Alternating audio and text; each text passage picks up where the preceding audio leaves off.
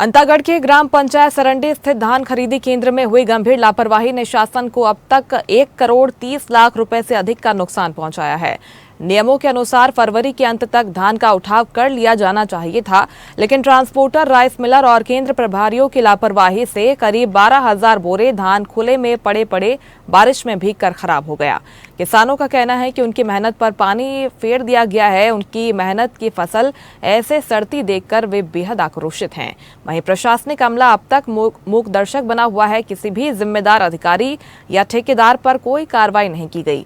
उल्लेखनीय है कि इस क्षेत्र में गोदाम निर्माण की योजना 4 वर्ष पूर्व बनाई गई थी, लेकिन अब तक वो अधूरी पड़ी है। निर्माण एजेंसी और ठेकेदार की सुस्त कार्यशैली के चलते गोदाम समय पर नहीं बन पाया, जिसका खामियाजा अब शासन और किसान दोनों को उठाना पड़ रहा है। अब देखना होगा कि शासन इस पर क्या ठोस कदम उठाता है और नुकसान की भरपाई आखिर कैसे की जाती है।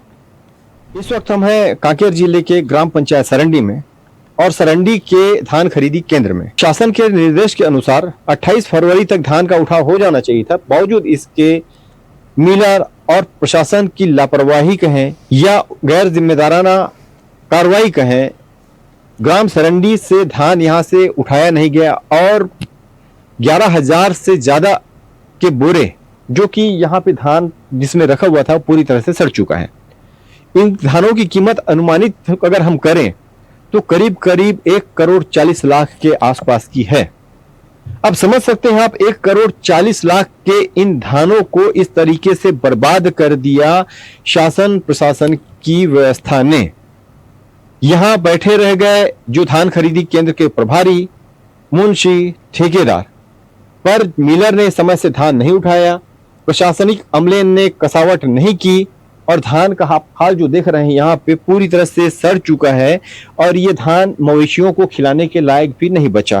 कई धानों में पौधे निकल आए हैं। हमारे पीछे आप देख सकते हैं, जितनी दूर तक आप देखेंगे पूरे धान के ही बोरे हैं जिन्हें झिल्ली से ढक तो दिया गया है, सिर्फ ये बताने के लिए कि धान सुरक्षित है। बावजूद अगर हम झिल्लियों को हटाते हैं तो सभी धान पूरी तरह से सड़ चुके हैं। जो धान खरीदी केंद्र के प्रभारी, आप अपना नाम बताइए। देवेंद्र कुमार बघेल। देवेंद्र, ये बताओ कि धान 11,000 से ज्यादा बोरी धान यहाँ पे सड़ रहा है, क्यों नहीं उठाया गया धान समय से? वजह क्या है ये बताइए आप।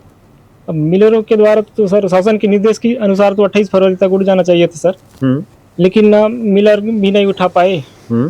इसके कारण अब बहुत टाइम हो गया, पानी बरसात गिरा तो गाड़ी भी नहीं घुस पाया है। मतलब गुणवत्ता में आप समझ सकते हैं, पहले एक बार बनाया गया इसको, दीवार पूरी तरह से ढह गई अधूरे निर्माण के समय ही, उसके बाद दूसरा मिस्त्री आया, अब दूसरा मिस्त्री से काम कराया जा रहा है और वो भी काम की गुणवत्ता अगर हम आपको दिखाना चाहेंगे तो इतनी घटिया और इतनी मतलब बेकार की धान को यहाँ रखना भी आने वाले सालों में सुरक्षित नहीं होगा। मजबूरी है किसानों की कि किसान अगर धान लगाए भी, धान बेचने जाए भी तो बेचे कहाँ, क्योंकि उनके पास रखने के लिए जगह नहीं है।